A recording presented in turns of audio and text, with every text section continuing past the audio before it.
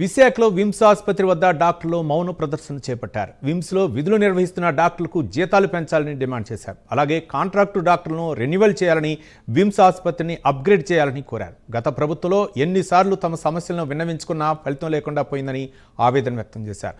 ప్రస్తుత ప్రభుత్వమైనా తమ సమస్యలను పరిష్కరించాలని డాక్టర్లు విజ్ఞప్తి చేశారు. అండి మేము ఇక్కడ విమ్స్ వైద్యులం గత 3 నుంచి 4 సంవత్సరాల నుంచి ఇక విధులు నిర్వహిస్తున్నాం. కానీ మాకు వచ్చిన ప్రధాన సమస్య ఏంటంటే శాలరీ అనేది హైక్ అవ్వడం లేదు.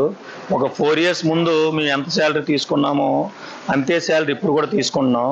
ఈ 4 ఇయర్స్లో మాకన్నా కింద స్థాయి డాక్టర్స్, కింద కేడర్ వాళ్ళు కూడా ఇప్పుడు మాకన్నా ఎక్కువ శాలరీ తీసుకుంటున్నారు.